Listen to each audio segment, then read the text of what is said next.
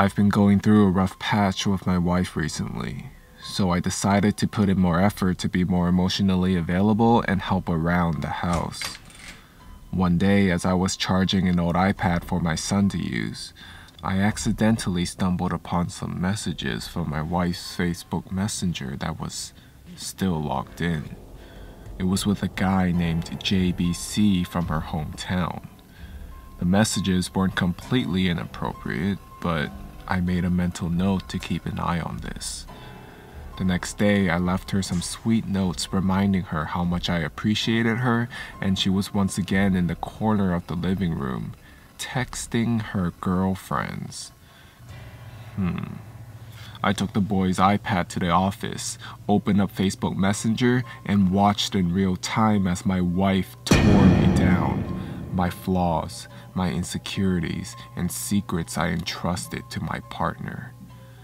I managed to take screenshots, but she was deleting them as the conversation was unfolding. I wasn't emotionally capable of confronting her, so I drank, trying to figure out what to do. "What's wrong?" she asked. I just had a bad day." A couple minutes later, I was watching the iPad as the train wreck kept unfolding. Messages that were clearly inappropriate, and my wife was completely into it. JBC even sprinkled some "I love yous" in there. So became the worst 2 weeks of my life, drinking and losing myself in the relationship. I consulted a lawyer and had him draft a strong separation agreement stating that she would move out. She would get weekend visitation, no child support in the interim until the divorce is final.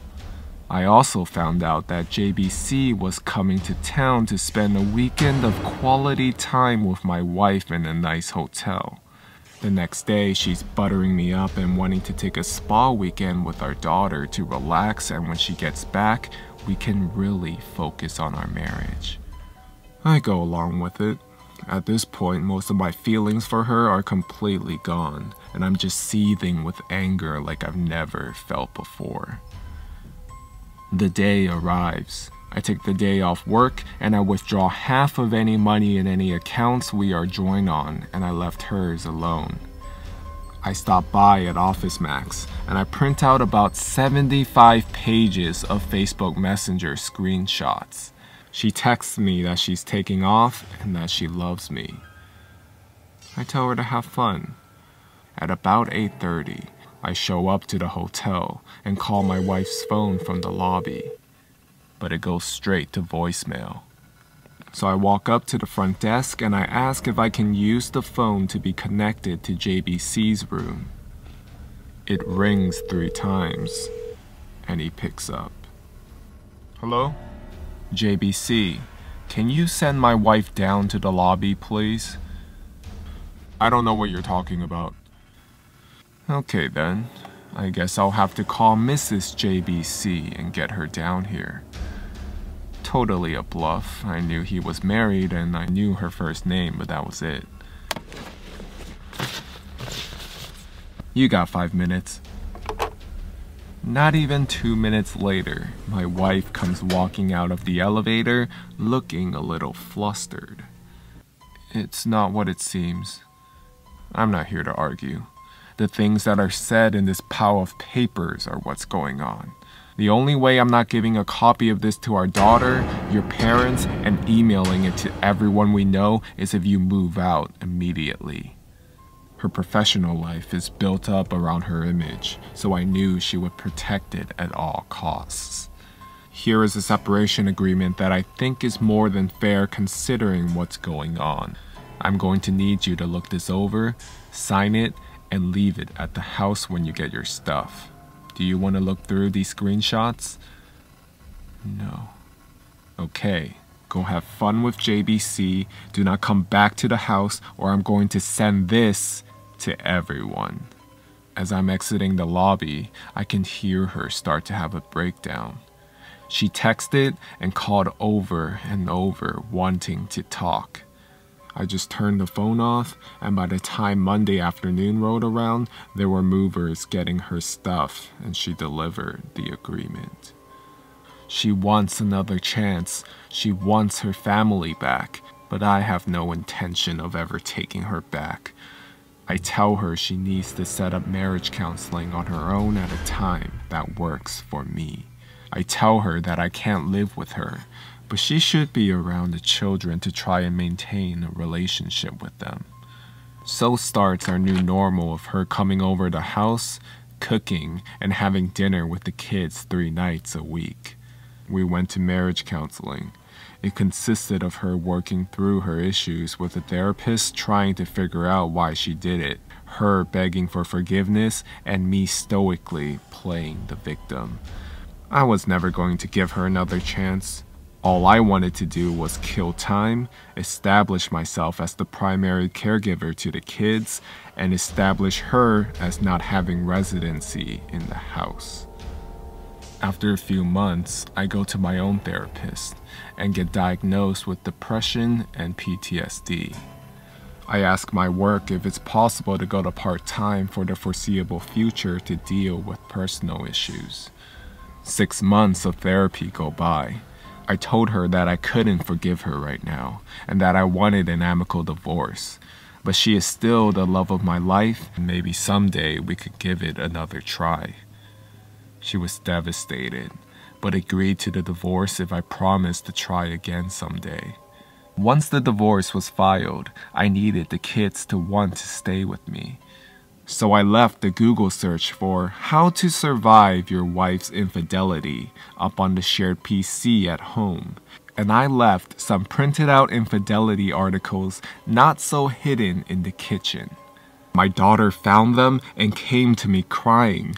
I told her she wasn't supposed to find those, that mom made a mistake, that mom still loves her, and that I would always be here for her. My sweet daughter, who used to hold my wife in such high regard, now wouldn't talk to her without screaming, and it crushed her. Not surprisingly, when the court needed statements from the kids a few months later, little brother followed big sister's lead, and they both wanted to stay with dad in the house they grew up in. When the divorce was finalized, I got the house, I got primary custody of the kids, I got awarded generous child support due to the difference in our incomes due to me working part-time. So in the eyes of my kids, I'm the patron saint of fatherhood for taking the high road and always being there. In the eyes of my ex, I'm the one that got away and that she will always pine for. I make her believe that there will be a chance that we will get back together. But that is never going to happen.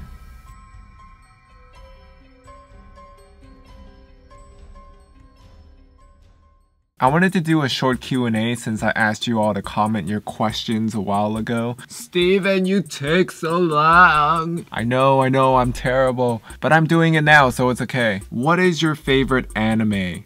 Oh, there's so many I enjoy, so here's a bunch of them.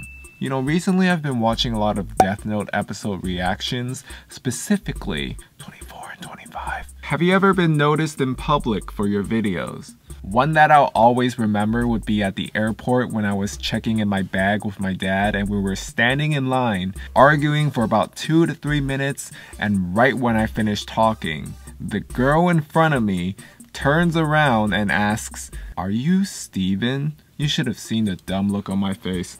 Awkward, because she might have been eavesdropping the entire time. If you could have an unlimited amount of one food, what would it be? Carne asada fries. Carne asada fries. Carne asada fries. Are you dating anyone?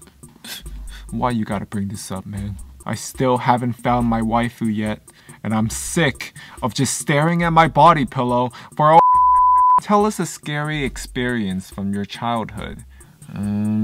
Well, when I was in elementary school up until the beginning of high school, I would be trapped in this building for hours. My mother forced me to stay there about 3 days a week. I hated every minute and I couldn't escape. And that place was called Kumon. If you know, you know. Very scary. Are there any creepy stories from your life that you can recall? There was one night when I was about 8 years old playing a game in my room when I suddenly heard a woman screaming in fear outside the apartment, and at first I didn't pay much attention to it, but it was so intense, like she was being taken away, screaming, "Someone call the police! Someone call the police!" over and over and over. So I quickly rushed to the window and looked outside, but I couldn't see the woman at all. And she was still yelling, and I remember there were people walking around the street, but I don't think they did anything. Like, no one called the police. I saw this guy just kind of hesitate and just stand there. Suddenly the screaming stops, and I just see this car driving away quickly. And I'm not exactly sure if she was inside that car, but that's what I assumed. What's your favorite story you've animated? My favorite is the stalker that became my roommate's boyfriend video, and I remember being very excited to start drawing right after reading it, but I also felt very nervous uploading it since it was the first video I did using someone else's story. I think that whole process of being excited to work on it, nervous to put it out, and having it do well is the best feeling, and it's what made the channel what it is today. Okay, last question. What would you be doing if you weren't making YouTube videos?